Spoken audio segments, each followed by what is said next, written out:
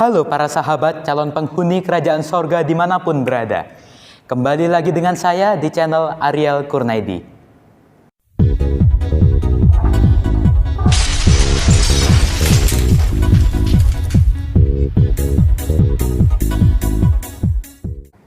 Di video ini saya akan melanjutkan untuk membahas buku Amanat kepada Orang Muda di pasal yang keempat. Dan jika para sahabat belum melihat pasal-pasal yang sebelumnya, silahkan untuk melihatnya terlebih dahulu di sini.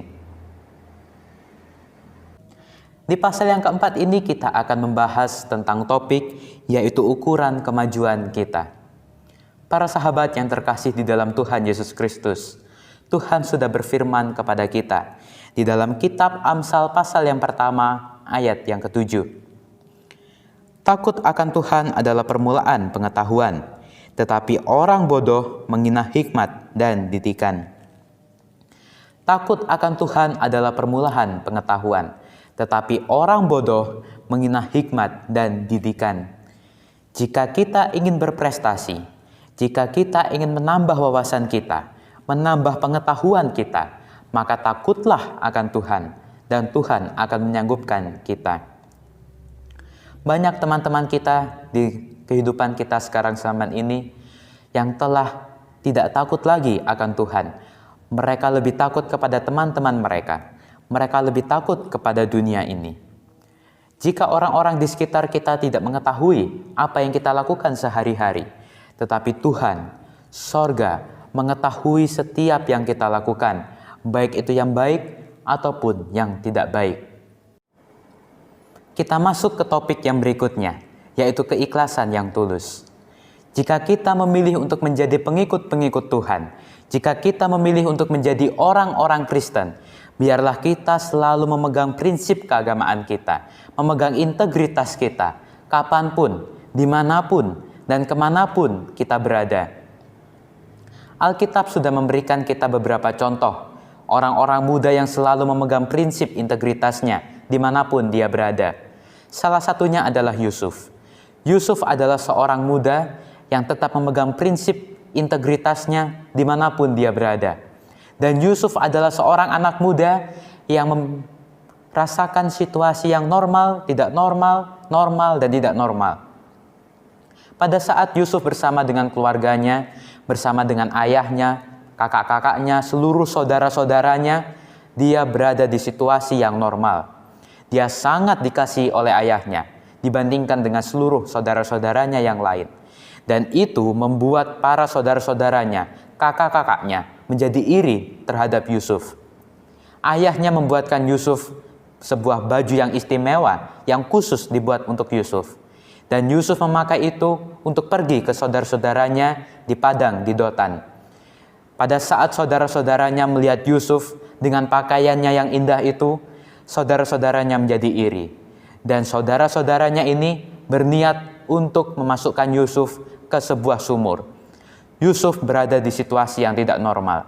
Dia dimasukkan ke sebuah sumur, dia dijual kepada para saudagar yang sedang bepergian ke Mesir, dan dia dibeli oleh Potifar. Pada saat bersama dengan Potifar, Yusuf menjadi pelayan.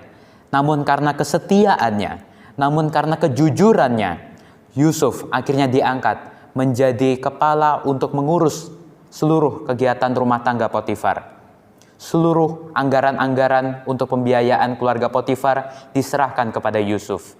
Yusuf kembali berada di situasi yang normal. Namun karena istri Potifar ini melihat Yusuf, dia mengajak Yusuf untuk melakukan dosa. Namun karena Yusuf tetap memegang integritasnya, tetap penurut kepada Tuhan, Yusuf tidak mau melakukan apa yang seperti istri Potifar ini minta. Yusuf kembali di keadaan yang tidak normal. Yusuf dimasukkan ke dalam penjara. Di dalam penjara dia tetap setia, dia tetap menjadi orang yang baik, dan akhirnya dia diangkat menjadi kepala penjara. Yusuf berada kembali di situasi yang normal.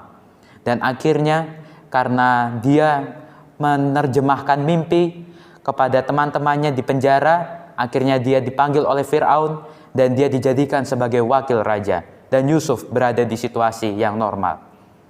Yusuf walaupun di negeri, di tempat di mana orang-orang tidak mengenal Tuhan, Yusuf tetap memegang integritasnya. Dan akhirnya Tuhan menyertai Yusuf, Tuhan memimpin Yusuf, sampai akhirnya dia menjadi wakil raja.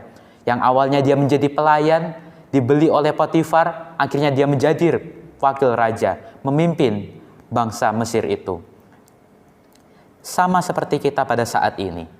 Walaupun mungkin kita berada di tempat di mana kita, di negara kita atau di daerah kita yang tidak mengenal Tuhan, marilah kita tetap memegang integritas kita sebagai orang Kristen, sebagai pengikut-pengikut Tuhan.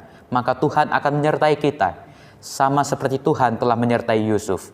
Asalkan kita tetap menurut kepada Tuhan, tetap setia kepada Tuhan, jujur, setia, maka Tuhan akan menyertai kita. Kita lanjutkan ke topik yang berikutnya, yaitu penyerahan yang sempurna. Kita sebagai umat-umat Tuhan, sebagai orang-orang muda yang nanti kita akan terus bertumbuh menjadi orang dewasa, kita harus memilih asas-asas yang kita akan pilih untuk menjadi tabiat kita. Jika asas yang tidak baik yang kita pilih, itulah juga yang akan menjadi tabiat kita. Jika kita memilih asas yang baik, itulah juga yang akan menjadi tabiat kita. Kita sebagai orang-orang muda yang memiliki masa depan yang panjang, biarlah kita menyerahkan diri kita sepenuhnya kepada Tuhan. Biarlah kita menyerahkan diri kita sepenuhnya kepada Tuhan, agar Tuhan menggunakan kita sebagai umat-umat Tuhan, sebagai pelayan-pelayan Tuhan, sebagai alat-alat Tuhan. Jika kita tetap berpegang, jika kita tetap berdiri pada prinsip yang teguh, pada asas-asas yang benar, yang teguh, maka apapun situasi kita, bagaimanapun kita, di saat apapun kita, walaupun gelombang-gelombang percobaan datang kepada kita, kita tetap akan teguh berdiri. Kita tetap akan benar, kita akan tetap setia kepada Tuhan, karena itulah yang akan menjadi tabiat kita. Walaupun banyak pencobaan-pencobaan datang kepada kita, walaupun banyak cobaan-cobaan, situasi kita baik buruk, kita akan tetap setia kepada Tuhan. Kita tidak akan tergoyahkan, kita akan tetap berdiri teguh di dalam Tuhan. Asas-asas yang kita pilih, tabiat yang kita pilih, tabiat yang kita bentuk akan menjadi pengaruh kepada orang-orang di sekitar kita. Jika tabiat kita tidak baik, itulah juga yang akan menjadi pengaruh bagi orang-orang di sekitar kita. Jika tabiat kita baik, itulah juga yang akan menjadi pengaruh kepada orang-orang di sekitar kita. Kita sebagai pelajar, sebagai orang-orang muda, pengaruh apa yang akan kita berikan kepada orang-orang di sekitar kita? Itu menjadi pertanyaan kita masing-masing. Biarlah asas-asas yang benar, biarlah asas-asas yang sesuai dengan perintah Tuhan, yang menjadi asas-asas kita dalam kehidupan kita, yang menjadi pilihan kita di dalam kehidupan kita, dan yang menjadi tabiat kita di dalam kehidupan kita. Biarlah Tuhan dipermuliakan di dalam kehidupan kita, menurut asas-asas yang kita pilih, menurut pilihan hidup yang kita pilih. Janganlah kita memilih untuk memasuki kehidupan yang salah, yang tidak sesuai dengan perintah Tuhan. Kita masuk ke topik yang berikutnya. Kita lanjutkan pembahasan kita. Di topik yang berikutnya berbicara dengan berserah dengan sungguh-sungguh. Jika kita memilih untuk menjadi pengikut-pengikut Kristus, jika kita memilih untuk memeluk agama Kristus, biarlah kita menyerahkan diri kita sepenuhnya kepada Kristus, membiarkan Kristus hadir di dalam diri kita, membiarkan Kristus yang berkarya di dalam diri kita, agar kita dapat menjadi berkat bagi teman-teman kita, bagi saudara-saudara kita, bagi orang-orang yang kita temui. Ada orang-orang, para pelajar, yang walaupun dia biasa-biasa saja, tidak terlalu pintar, tetapi karena dia berserah kepada Tuhan, memilih asas-asas yang benar di dalam kehidupannya, memilih untuk menjadi pengikut Kristus, menyerahkan diri sepenuhnya kepada Kristus, maka dia dapat dipersiapkan untuk menjadi pelayan-pelayan Tuhan, menjadi orang-orang yang sukses di masa depan. Tetapi ada juga orang-orang yang pintar, orang-orang yang berpengetahuan tinggi, tetapi karena dia tidak menyerahkan dirinya kepada Yesus, dia merasa dirinya bisa, aku bisa. Bagaimanapun, apapun situasinya, aku bisa. Maka dia tidak akan menjadi pelayan-pelayan Tuhan. Tuhan tidak senang kepada orang-orang yang demikian. Tuhan lebih senang kepada orang-orang yang biasa-biasa saja, tidak terlalu pintar pun tidak apa-apa, yang penting dia menyerahkan dirinya kepada Tuhan. Biarlah kita sebagai orang-orang Kristen, sebagai orang-orang muda, jika kita tidak pintar-pintar amat, jika kita hanya biasa-biasa saja, biarlah kita menyerahkan diri kita kepada Tuhan, maka Tuhan akan berkarya buat kita. Tuhan akan senang kepada kita jika kita tidak sombong, jika kita tetap setia kepada Tuhan, jika kita tetap melakukan kewajiban kita sebagai umat-umat Tuhan, sebagai pelajar, sebagai orang-orang muda di kehidupan kita di akhir zaman ini. Di topik yang selanjutnya berbicara tentang memilih nasibmu sendiri. Kita sebagai manusia, kita mempunyai nasib kita sendiri. Kita sebagai manusia, sebagai orang-orang muda, kita mempunyai masa depan yang kita pilih sendiri. Tidak bisa dipaksakan oleh siapapun, baik orang tua kita, keluarga kita, teman-teman kita. Tidak ada yang memaksa, tidak ada yang bisa untuk memaksakan kehendak pilihan yang akan kita pilih sendiri. Tuhan pun tidak akan bisa untuk memaksakan pilihan kita. Mau kita menjadi orang yang baik ataupun orang yang tidak baik, itu adalah pilihan kita. Mau kita menjadi pelayan Tuhan ataupun tidak, itu adalah pilihan kita. Apapun yang menjadi pilihan kita, ada pertanggungjawabannya. Jika kita membiarkan hawa nafsu kita, selera makan kita, selera kegelojohan kita, itu boleh-boleh saja. Tidak ada yang memaksa, tidak ada yang melarang. Itu adalah pilihan kita. Tetapi kita perlu pikir, kita perlu ingat, apakah yang kita lakukan itu, apakah selera yang kita biarkan itu, apakah kehidupan kita yang kita pilih sesuai dengan kehendak Tuhan, sesuai dengan perintah Tuhan, dan apakah Tuhan senang dengan pilihan kita itu. Segala yang kita lakukan ada pertanggungjawabannya. Jika kita memilih yang baik, ada pertanggungjawabannya. Jika kita memilih yang tidak baik, ada juga pertanggungjawabannya. Maka biarlah segala pilihan kita, apa yang kita pilih di dalam kehidupan kita, apa yang kita pilih untuk masa depan kita, biarlah itu sesuai dengan perintah Tuhan. Kita sendiri yang pilih, tidak ada yang bisa memaksa. Kita sendiri yang pikir, apakah itu sesuai dengan kehendak Tuhan.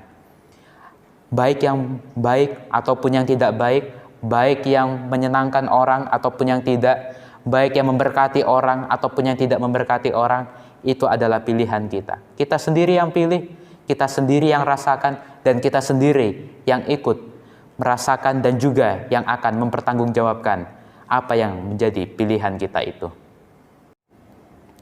Topik yang terakhir di dalam pasal ini, yaitu periksalah hati kita.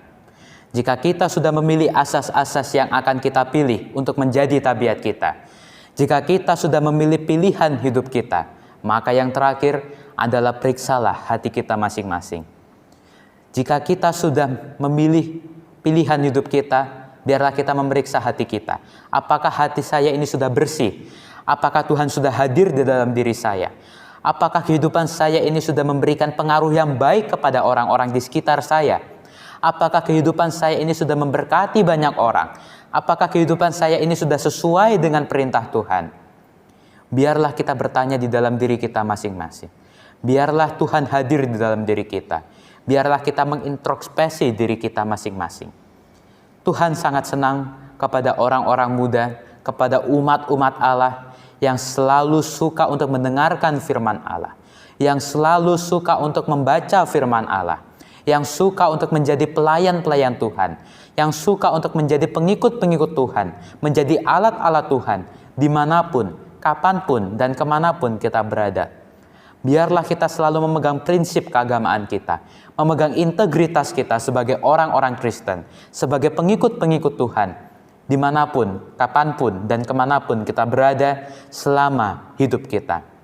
Sama seperti Yusuf, walaupun di sekitar kita, walaupun di daerah kita adalah daerah yang tidak mengenal Tuhan, adalah daerah yang penuh dengan cobaan, adalah daerah yang menyenangkan secara duniawi, biarlah kita selalu memegang prinsip integritas kita. Biarlah kita selalu menurut kepada Tuhan. Dan biarlah kita menjadi orang-orang yang jujur, menjadi orang-orang yang setia, menjadi orang-orang yang menyenangkan hati Allah.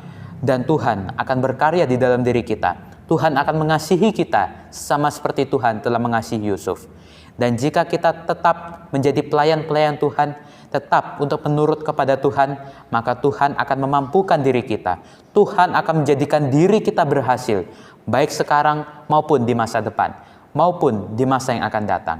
Terlebih, pada saat kedatangan Tuhan yang kedua kali, kita akan diangkat menjadi umat-umat Allah untuk hidup selama-lamanya bersama dengan Tuhan.